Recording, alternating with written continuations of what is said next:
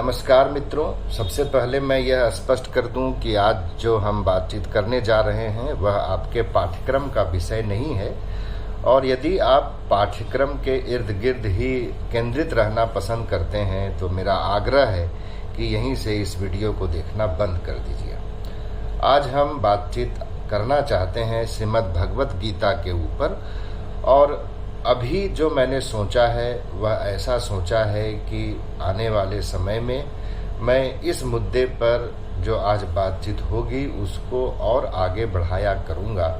लेकिन कब ऐसा कर पाऊँगा, कितना अंतराल उसमें होगा, उसके बारे में मैं पहले से ही कोई योजनाबद्ध तरीके से इसकी रूपरेखा से आपको अवगत नहीं करा सकता हूँ। लेकिन यहाँ शुरू करने से पहले मैं जरूर यह कहना चाहूँगा कि श्रीमद् भगवत गीता का दुनिया में जितना महत्व है, भारत में जितना इसको आदर के दृष्टिकोण से देखा जाता है, उस लिहाज से चाहे हम हिंदू हों, मुस्लिम हों, सिख हों, ईसाई हों, कोई भी हों, हमें श्रीमद् भगवत गीता के बारे में जानने समझने का प्रयास अवश्य करना चाहिए। लेकिन यह प्रयास उतना आसान भी नहीं हो सकता है, क्योंकि लगभग 18 तो बहुत प्रामाणिक व्याख्याएं मानी जाती हैं श्रीमद् भगवत गीता की। और उसके अतिरिक्त आप देखिए तो दुनिया में जो अनेक महान चिंतक हुए हैं उन सभी ने गीता के ऊपर कुछ न कुछ अवश्य लिखा है, कहा है। हम जो बातचीत आज करना चाहते हैं उसमें आदि शंकराचार्य ने जो गीता भाष्य लिखा है वह एक केंद्रीय विषय के रूप में हमारे बातचीत में शामिल हो सकता है। किंतु इसका तात्पर्य यह नहीं है कि हमारी सारी बातचीत और व्याख्या का केंद्र सिर्फ वही होगा। जैसा कि आप सभी जानते हैं, मैं राजनीति शास्त्र का विद्यार्थी हूँ। इस नाते हीगल ने जो कुछ श्रीमद् भगवत गीता के बारे में कहा, हमारे स्वतंत्रता सेनानी बाल गंगाधर तिलक ने जो गीता के संदर्भ में कहा, महात्मा गांधी ने जो कुछ श्रीमद् भगवत गीता के संदर्भ में कहा, उन सब का कहीं न कहीं प्रभाव हमारे बातचीत पर आपको देखने को मिल सकता है। सबसे पहले तो हम यह स्पष्ट करना चाहें कि ऐसा विचार मेरे मन में आया क्यों है। ऐसा विचार मेरे मन में आया इसलिए है कि हम आजकल, या यूं कहें कि कई दशक पहले से ही मल्टीपल मॉडर्निटीज की बात करते रहे हैं। हम सबाल्टर्न स्टडीज की बातचीत करते रहे हैं। हम अल्टरनेटिव हिस्ट्री राइटिंग की बातचीत करते रहे हैं। ये सारे उपक्रम सिर्फ जिन शब्दों का मैं प्रयोग किया हूं उन्हीं के इर्द गिर्द सीमित नहीं रहते हैं, बल्कि इन सबों का एक व्यापक संदर्भ ऐसा होता है जिसमें हमारी धर्म ग्रंथों की पुनर्व्याख्या का विचार भी सम्मिलित होता है। एक दिन मैं फेसबुक पर एक पोस्ट लिखा था कि भारतीय संस्कृति को आध्यात्मिक संस्कृति क्यों कहते हैं, और इसके संदर्भ में स्वयं मैंने उस पोस्ट पर कुछ तथ्य एकत्रित करने के प्रयास किए थे, और कुछ अन्य मित्रों ने भी उस पर अपने अपने सुझाव, अपनी अपनी टिप्पणियां दी थीं।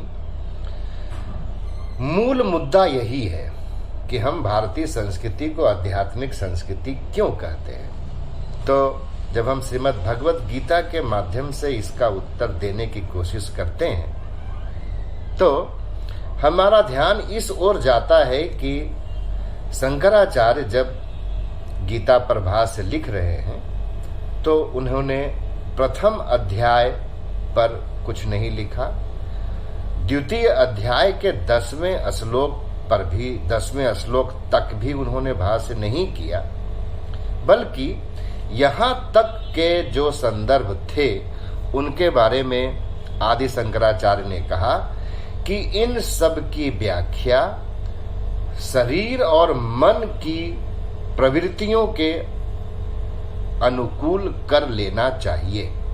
और जहां से उन्होंने श्रीमद् भगवत गीता की व्याख्या शुरू की वह श्रीमद् भगवत गीता का दूसरे अध्याय का 11वां श्लोक होता है। तो चलिए सबसे पहले हम थोड़ा सा श्रीमद् भगवत गीता के प्रथम अध्याय के कुछ श्लोक को पढ़ लेंगे और उसके बाद हम उन संदर्भों को तलाशने की कोशिश करेंगे, उस तरह की व्याख्या प्रस्तुत करने की कोशिश करेंगे जो प्रायः एक समाज विज्ञान का विद्यार्थी या अकादमिक जगत से जुड़ा हुआ विद्यार्थी कर सकता है। तो हम शुरू करते हैं।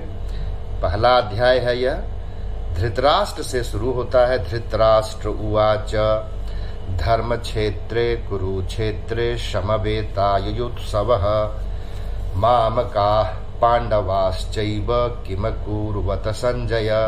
संजय उवाच दृष्ट्वा तु पांडवानीकं व्यूढं दुर्योधनस्तदा आचार्यमुपसंगम्य राजा वचनमब्रवीत् पश्यैतां पाण्डुपुत्राणाम् आचार्य महतीं चमूं व्यूढां द्रुपदपुत्रेण तव शीर्षेण धीमता अत्र शूरा महेश्वासा भीमार्जुन समायुधिः युयुधानो विराटश्च द्रुपदश्च महारथः धृष्टकेतुश्चेकितानः काशीराजश्च वीर्यवान् पुरुजित् कुन्तिभोजश्च शैव्यश्च नरपुङ्गवः युधामनुश्च विक्रान्त उत्तमौजाश्च वीर्यवान् सौभद्रो द्रौपदेयाश्च सर्व एव महारथाः अस्माकं तु विशिष्टाये तानि बोध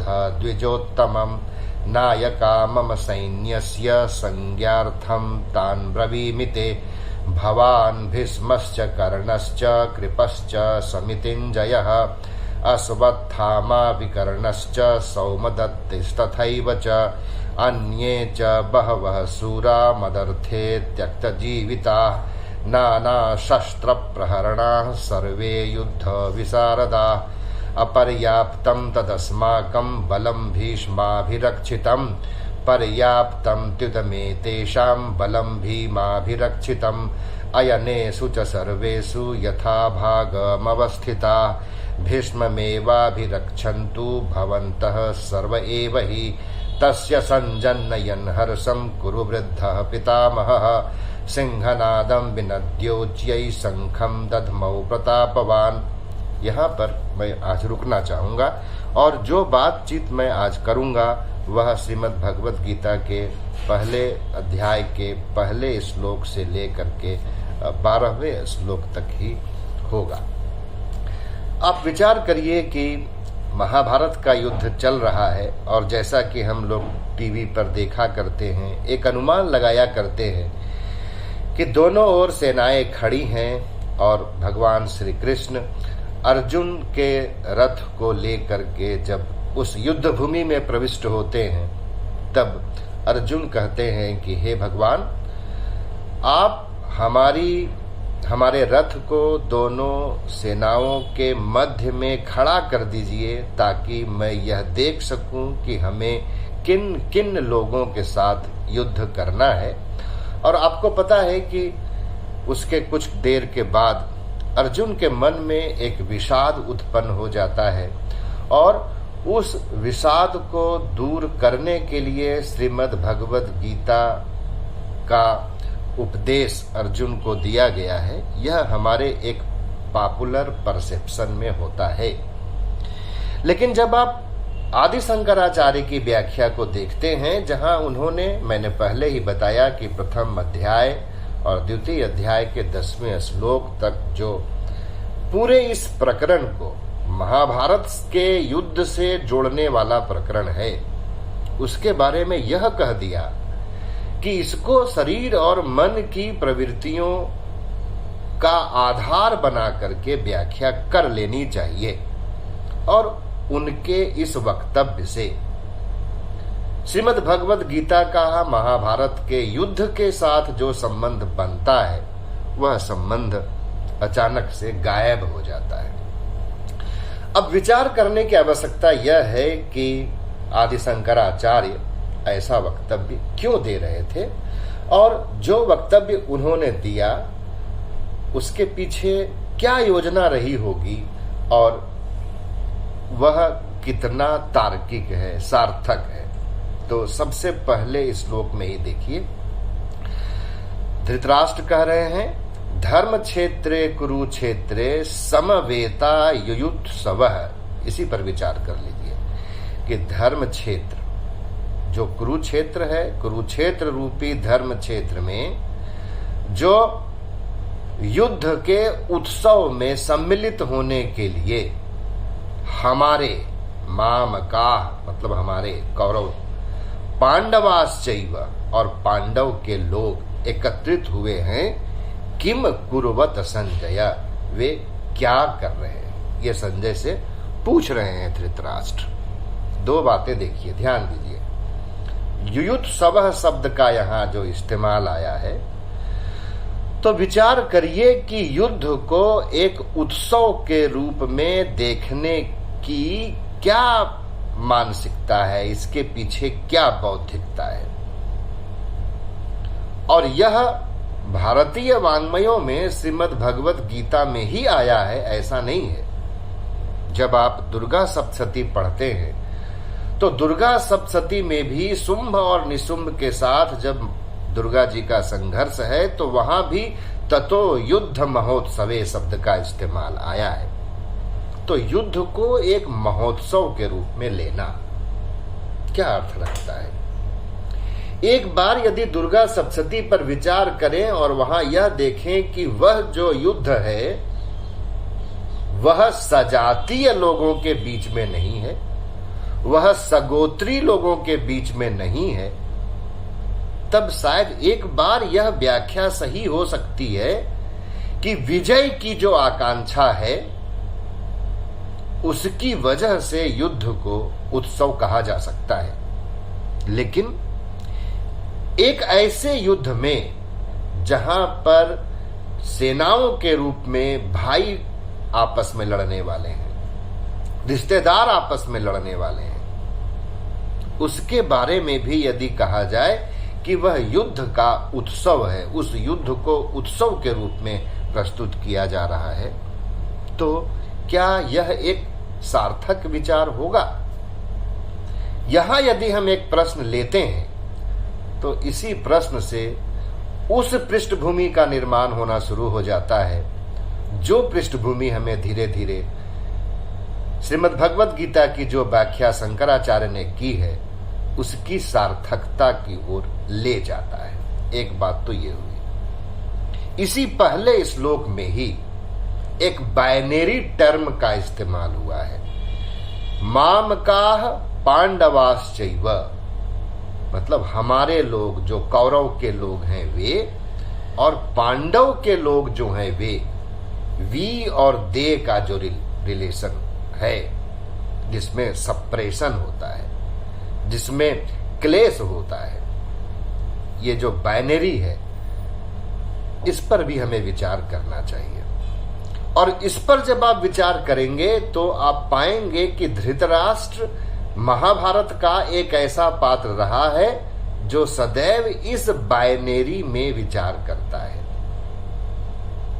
और यह जो बाइनरी में विचार करने की प्रवृत्ति मनुष्य में आती है वह कहां से आती है, वह स्वार्थ लिप्सा से आती है। मनुष्य को जिस तरीके से पश्चिम ने ज्ञानोदय में परिभाषित किया, जहां उसे स्वार्थी बताया, जहां उसे हिंसक बताया, आप एक बार उसकी परिकल्पना कर लीजिए और उस परिकल्पना के साथ यहां पर युयुत्सवः और जो मैं कह रहा हूं मामकाः पांडवाश्चैव में जो एक बाइनरी रिलेशन दिखता है उसको समझने की कोशिश कीजिए। तब यह प्रतीत होता है कि आधुनिक कालखंड में, आधुनिक समाज में जो प्रवृत्तियां दुराव उत्पन्न करती हैं, जो प्रवृत्तियां किसी के शोषण का, किसी के दमन का बौद्धिकता निर्मित करती हैं, वह भाव यहां आया है।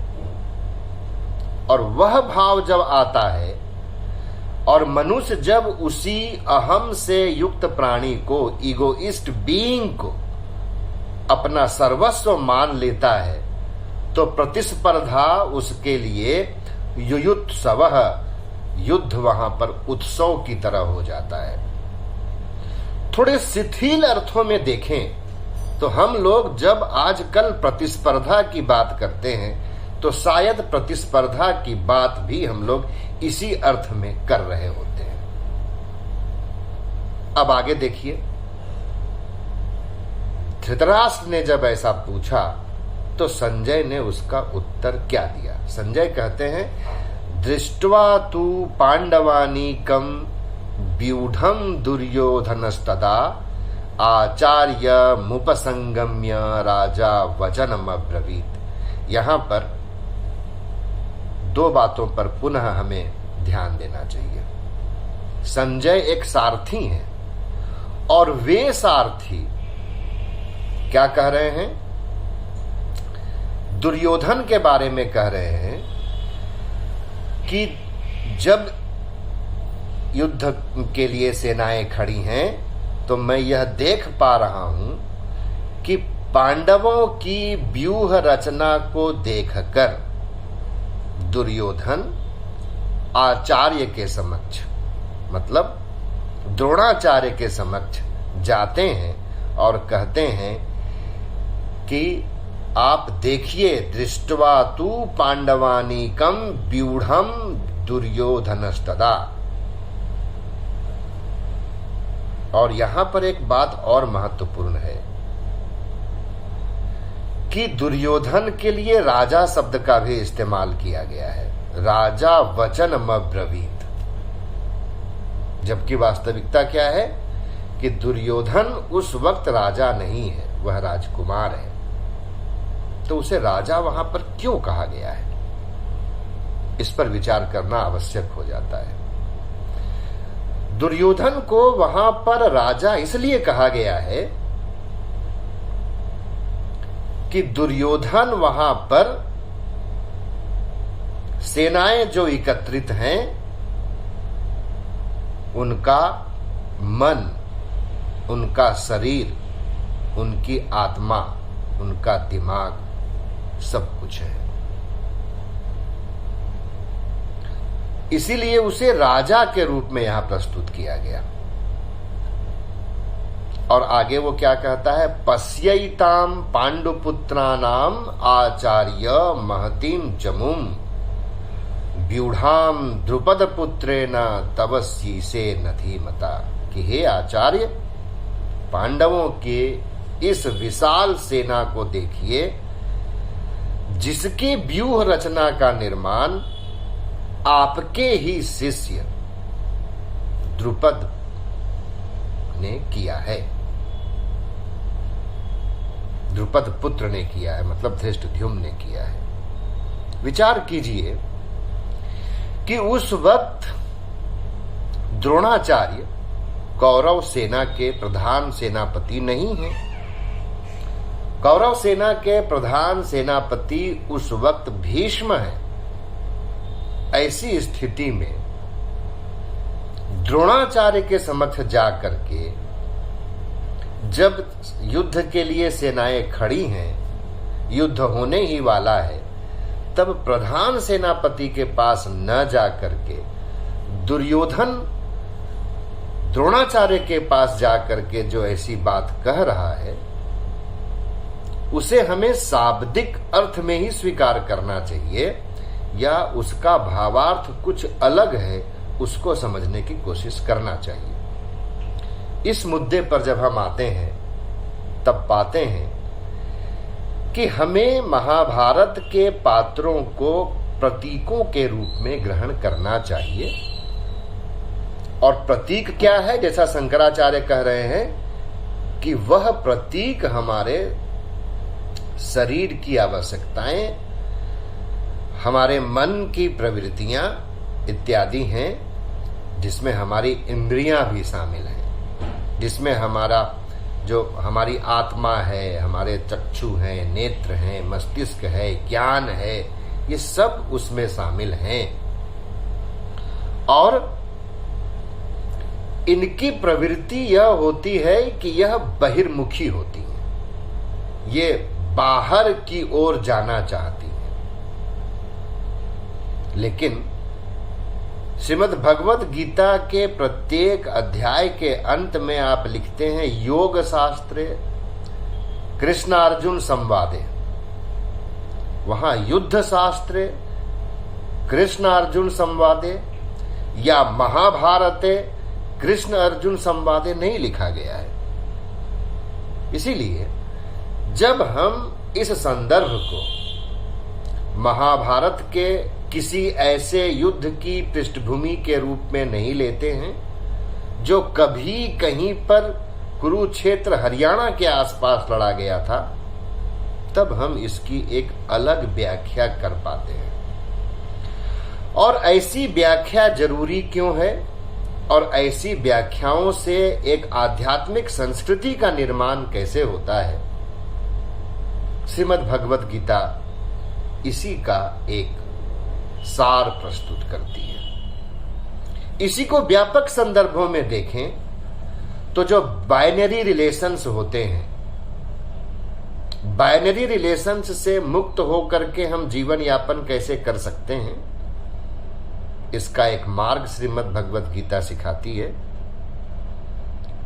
अल्टरनेटिव मॉडर्निटी के संदर्भ में देखें तो मॉडर्निटी का एक ऐसा प्रारूप जो कंजम्पशन पर प्रतिबंध लगाती हो, आत्मनिग्रह की बात करती हो। यदि इस एंगल से हम मॉडर्निटी को विकसित करना चाहें तो इसके लिए एक आधार यहां मिलता है। और एक तीसरी बात कि जो हम अल्टरनेटिव हिस्ट्री रीराइटिंग की बात करते हैं जिसकी ओर कुछ समय पहले रुथखेर बर्गमान ने भी इशारा किया है, लेकिन रुथखेर बर्गमान ने जो इशारा किया है वह पूरे मानव जाति के इतिहास के पुनर्लेखन की बात है। और इसके अलावा हम देखते हैं कि विभिन्न देशों में भी सत्ता समीकरणों के अनुकूल इतिहास के पुनर्लेखन की बात होती है। श्रीमद् भगवत गीता को यदि हम आधार बनाते हैं तो यह पूरे मानव जाति के इतिहास के पुनर्लेखन की एक योजना, एक खाका, उसका तरीका और उसका आधार प्रस्तुत करती है। चलिए लौट के आते हैं कि वजह क्या है द्रोणाचार्य के पास जाने का। द्रोणाचार्य के का चित्रण कैसे किया गया है? द्रोणाचार्य विप्र हैं, ज्ञानी है। ज्ञानी तो भीष्म भी हैं, लेकिन भीष्म क्षत्रिय है, वे विप्र नहीं है। और यहां जब मैं क्षत्रिय और विप्र इत्यादि की बात कर रहा हूं तो इन्हें प्रवृत्तियों के रूप में ग्रहण करने की जरूरत है, न कि इसे जातियों के रूप में ग्रहण करने की जरूरत है। क्षत्रियत्व एक प्रवृत्ति है, उसी प्रकार से ब्राह्मणत्व एक प्रवृत्ति है, इस अर्थ में ग्रहण करने की जरूरत है। तो द्रोणाचार्य जो हैं वह विवेक के प्रतीक हैं और विवेक के एक ऐसे प्रतीक हैं जो विवेक वास्तव में सही रास्ते पर नहीं चल रहा है। और ऐसा आप महाभारत के तमाम समीकरणों में भी, कथानकों में भी पढ़ चुके हैं कि एक द्वंद्व में वह जो विवेक रहता है, द्वंद्व में रहने वाले विवेक का प्रतिनिधित्व द्रोणाचार्य करते हैं। और शायद उनका ही जो शिष्य है, मतलब जो विवेक का प्रतिनिधित्व कौरव पक्ष में कर रहे हैं, जो एक द्वंद्वात्मक विवेक के, और द्वंद्वात्मक जब मैं यहां कह रहा हूं तो डायलेक्टिकल के, डायलेक्टिक्स के अर्थ में नहीं है, बल्कि यह ये करे कि न करे, वो करे कि न करे, इस अर्थ में उनका जो शिष्य है द्रुपद पुत्र धृष्टद्युम्न, शायद वह सद्विवेक का सहारा ले रहा है। तो जो असद विवेक का सहारा लेता है, उसके मन में भय तो होता है, क्योंकि वह जान रहा होता है कि उसने जिस विवेक का सहारा लिया है वह विवेक उत्तम विवेक नहीं है, इसलिए वह भयाक्रांत तो होता है सद्विवेक से। यह आज भी ऐसा है। चोर के मन में दंडित हो जाने का विचार निहित होता है, सामान्य इच्छा का सिद्धांत जिसे कहते हैं रूसो, यही है। ये विचार तो होता ही है, क्योंकि मनुष्य स्वयं ये जान तो रहा होता है कि वह जो कर रहा है वह सही कर रहा है या गलत कर रहा है। क्या परिणाम हुआ कि इसीलिए दुर्योधन द्रोणाचार्य के पास आता है और कहता है कि देखिए, पांडवों की उस सेना को, उनकी व्यूह रचना को, जो आपके ही शिष्य के द्वारा, आपके द्रुपद पुत्र के द्वारा गठित की गई है। प्रश्न यहां यह है कि यह बात दुर्योधन भीष्म से जाकर के क्यों नहीं कहते हैं। इसकी वजह यह है कि महाभारत में भीष्म प्रतिनिधित्व किसका करते हैं। यह बात आगे चल करके स्पष्ट हो जाएगी, इसलिए अभी उसको छोड़ता हूं और जो पांडवों की सेना को देखा दुर्योधन ने, तो उसने और क्या क्या कहा आचार्य को, उस पर बातचीत कर लेते हैं। वह थोड़ा विस्तार से बता रहा है। अत्र सूरा महेश्वासा भीमार्जुन समायुधि ही, मतलब यह जो महान सेना है उसमें भीम है, अर्जुन है, विराट हैं, द्रुपद हैं, काशीराज हैं और सुभद्रा का पुत्र अभिमन्यु है, द्रौपदेयाश्च, जो द्रौपदी के 5 पुत्र हैं वो सब हैं और सब बड़े महारथी हैं। आगे वह कहता है, अस्माकं तु विशिष्टाये तान्निबोध द्विजोत्तम नायका मम सैन्यस्य संज्ञार्थम तान ब्रवीमिते। लेकिन वो जो हैं, ऐसा नहीं है कि वह बहुत बलशाली हैं, ठीक है बलशाली हैं, लेकिन उतना भी नहीं है, क्योंकि अत्र सूरा महेश्वासा, हमारे पक्ष में भी बहुत महान वीर लोग हैं। कैसे? भवान, खुद आप, भीष्मश्च, भीष्म, कर्ण, कृपश्च, कृपाचार्य, अश्वत्थामा, विकर्ण, सौमदत्त, अन्ये च बहवः सूरा अदर्थे त्यक्त जीविता। और ऐसे ही बहुत सारे सूरवीर हैं जो अपनी जान की बाजी लगा करके हमारे पक्ष में लड़ने के लिए आए हैं। ध्यान दीजिए, जीवन की आशा का त्याग करके भी हमारे पक्ष में लड़ने के लिए आए हैं। इस वाक्य पर विचार कीजिए। यह पराजय का भाव है या यह विजय प्राप्त करने की इच्छा का भाव है? होता यह है कि जब असत प्रवृत्तियां सद प्रवृत्तियों के विरुद्ध लड़ रही होती हैं तो वे पराजित होंगी, ऐसी मनोवृत्ति, ऐसी भावना उनके भीतर आती है, हो चुकी होती है। और इसके बाद जो दुर्योधन कहता है, अपर्याप्तम तदस्माकं बलम भीष्माभिरक्षितम पर्याप्तम त्युदमे तेषां बलम भीमाभिरक्षितम। हमारी जो सेना है, जो भीष्म से रक्षित है, वह भीम से रक्षित उनकी सेना को जीतने में पूरी तरह से समर्थ है। और इसीलिए ध्यान दीजिए, इस बात पर बहुत जरूरी है, और इसीलिए अयनेषु च सर्वेषु यथा भागम अवस्थिता भीष्ममेवाभिरक्षन्तु भवन्तः सर्व एव हि। और इसीलिए हम सबको चाहिए कि हम जहां जहां भी स्थित हैं वहां वहां से भीष्म की रक्षा करने का प्रयास करें, क्योंकि भीष्म के रक्षित रहने से ही हम कौरव रक्षित रहेंगे।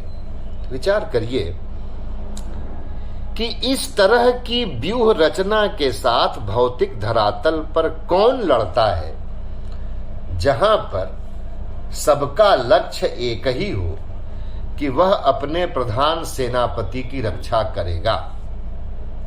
सवाल तो यह था कि दुर्योधन की रक्षा करनी चाहिए थी।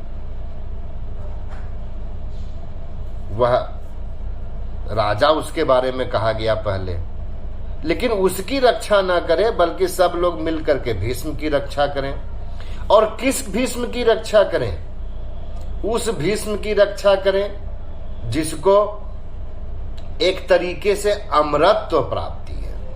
अमरत्व इसलिए कि उन्हें इच्छा मृत्यु का वरदान प्राप्त है, और सब लोग जानते हैं कि उनको पूरे पांडव और कौरव सेना को मिला करके भी भीष्म को कोई जीत नहीं सकता है।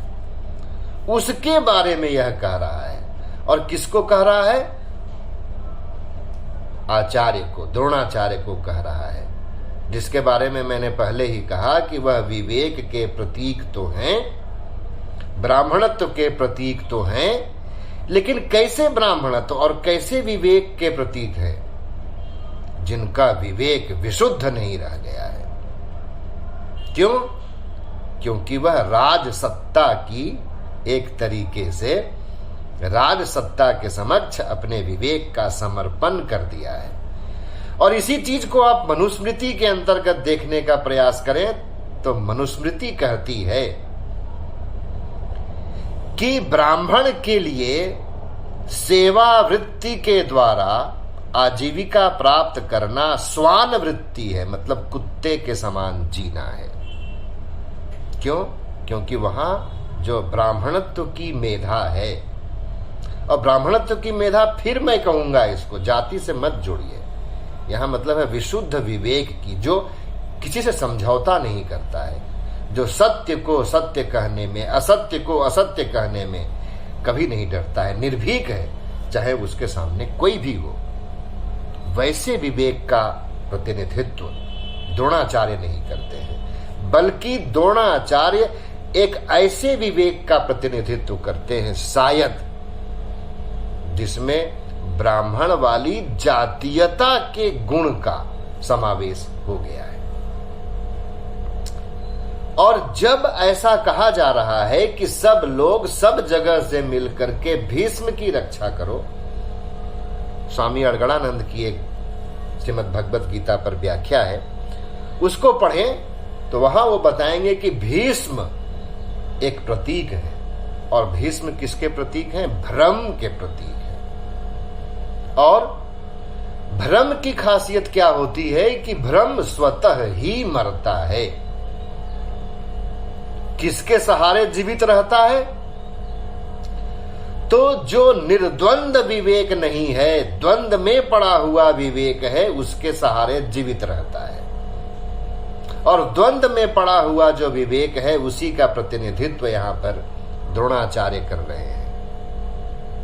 और भीष्म भ्रम का प्रतीक है। भ्रम हमेशा युवा रहता है, भ्रम हमेशा शक्तिशाली रहता है, भ्रम धीरे धीरे नहीं टूटता है, भ्रम अचानक से ढह जाता है।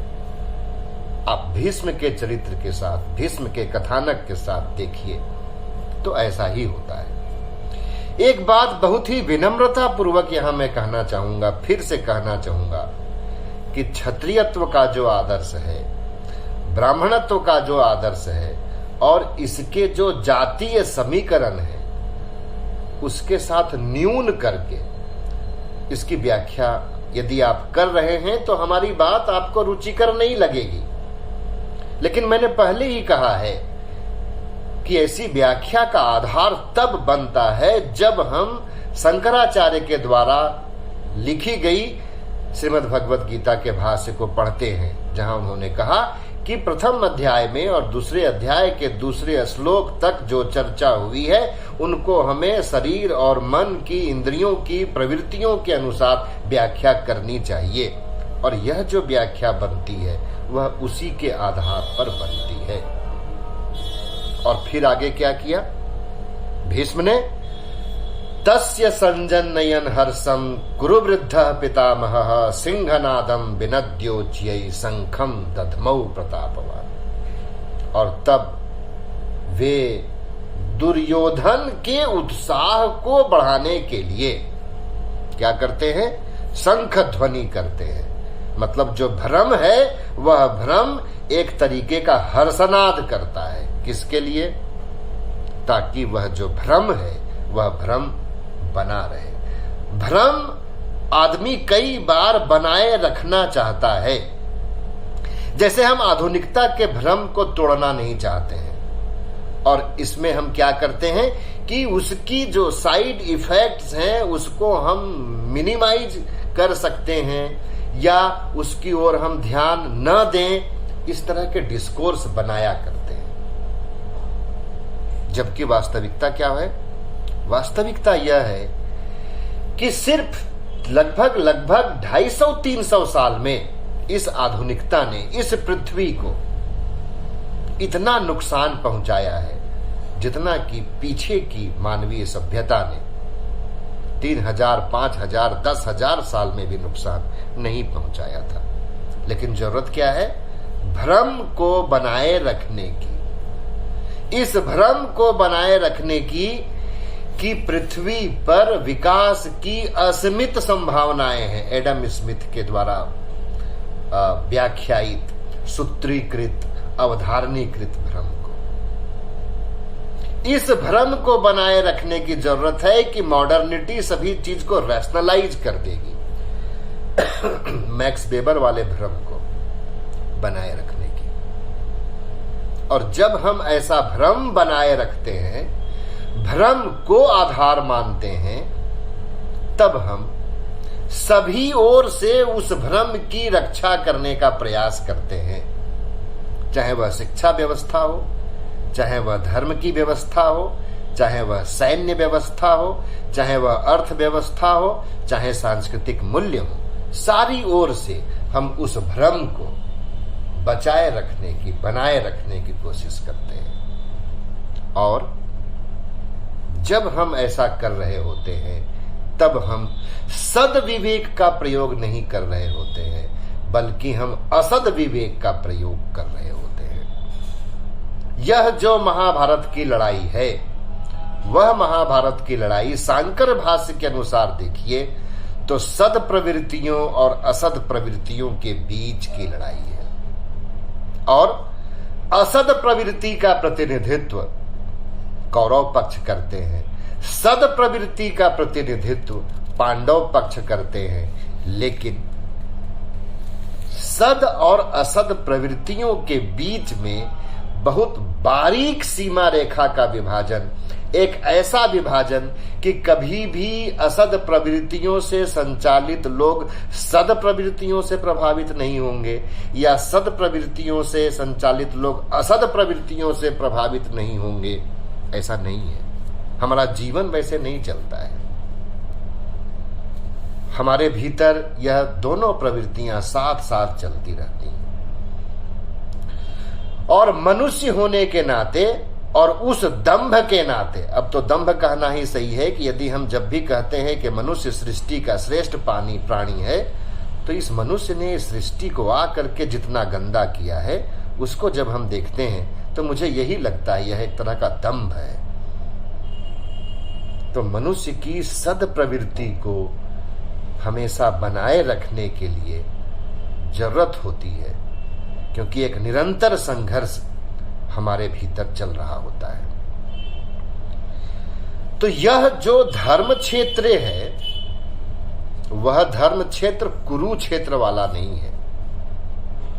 वह धर्म क्षेत्र हमारा शरीर है, और इसी शरीर के भीतर यह प्रवृत्तियां, सद और असद की जो प्रवृत्तियां हैं, वह काम कर रही होती हैं। और कैसे उसमें हम सद प्रवृत्तियों का उत्थान कर सकते हैं, असद प्रवृत्तियों पर विजय प्राप्त कर सकते हैं, श्रीमद् भगवद गीता यही हमको सिखाती है। श्रीमद् भगवत गीता हमको यह नहीं सिखाती है कि महाभारत के युद्ध में जो एक तरह का भौतिक युद्ध रहा होगा उसमें कौन कौन लड़ रहे थे, और वास्तव में ऐसी व्याख्या करना एक तरीके के खतरे को आमंत्रित करना है। आजकल इतिहास पुनर्लेखन में इतिहास के मिथकीय तथ्यों का भौतिकीय सत्यापन करने की एक प्रवृत्ति बहुत तीव्र होती जा रही है। इस प्रवृत्ति के खिलाफ स्वामी विवेकानंद ने सचेत किया था। उन्होंने कहा था, जाति संस्कृति और राष्ट्रवाद नामक उनका एक निबंध है, उसमें वे लिखते हैं कि जब से सनातनियों ने अपने आध्यात्मिक मिथकों की भौतिक व्याख्या का, भौतिक सत्यापनीय व्याख्या का प्रयास शुरू किया, तब से उनका पतन आरंभ हो गया। यह एक गूढ़ार्थ है, और गूढ़ार्थ यह भी है कि शंकराचार्य, जिनके बारे में हम कह सकते हैं कि वह त्रिकालदर्शी थे, एक बार मान लीजिए इतना महिमा मंडित हम शंकराचार्य को नहीं करते हैं, फिर भी उनका अतीत बोध हमारे आज के अतीत बोध की अपेक्षा तो बहुत महान होगा। 8वीं शताब्दी के आसपास लिख रहे थे। उनके पास तो ज्यादा संभावना थी कि वे बता सकते थे कि कौरव और पांडव के रूप में जो जो लड़ रहे थे आपस में, वो उनके समय में कहां कहां पर रहते हैं। लेकिन उन्होंने ऐसी व्याख्या नहीं की। आप एक बार विचार करिए कि जिस मोहल्ले में, जिस अपार्टमेंट में आप रहते हैं, वहां पर आपको बचपन से ही पता चल जाए कि जो आपके पूर्वज थे वो पांडवों के साथ थे, और पांडवों के साथ रहते हुए वे ध्रुपद जो राज्य है वहां रहते थे, और आपके पड़ोस में जो आदमी है वह अंग देश का था, कर्ण का जहां शासन था, और उस युद्ध में अंग के लोगों ने ध्रुपद के लोगों का संहार किया, जिसमें आपके वंशज भी थे। परिणाम इसका क्या होगा? आप दोनों की जो मित्रता है वह बनी रहेगी, या वह मित्रता खंडित हो जाएगी, शत्रुता बढ़ेगी। जाहिर सी बात है, शत्रुता बढ़ेगी। इसीलिए हमारे जो ऋषि थे, जिनकी मेधा अतुलनीय थी, वे जब इतिहास की व्याख्या कर रहे थे तो ऐसा नहीं था कि वह भौतिक इतिहास नहीं लिख सकते थे, पर उन्होंने ऐसा नहीं किया। उन्होंने जो अतीत में संघर्ष हुए थे, उस संघर्ष से एक मूल्यबोध उत्पन्न करने की कोशिश की, और वह मूल्यबोध ऐसा था जो आध्यात्मिक था, और वही आध्यात्मिकता, इतिहास की वही आध्यात्मिक व्याख्या भारतीय संस्कृति का आधार बनती है। और इसीलिए हम भारतीय संस्कृति को आध्यात्मिक संस्कृति कहते हैं। आज के लिए इतना ही। यदि आपको अच्छा लगे तो टिप्पणियों में आप सूचित करिएगा। मैं कोशिश करूंगा कि जल्दी इसके अगले खंड पर आऊं, अन्यथा आता तो रहूंगा ही, क्योंकि यह मेरी रुचि का विषय है। भगवान, यदि आप ईश्वरवादी हैं तो भगवान आपको यशस्वी बनाए, लंबी उम्र दे, और यदि आप निरीश्वरवादी हैं तो प्रकृति आपके अनुकूल हो और आप समृद्धि प्राप्त करें। नमस्कार।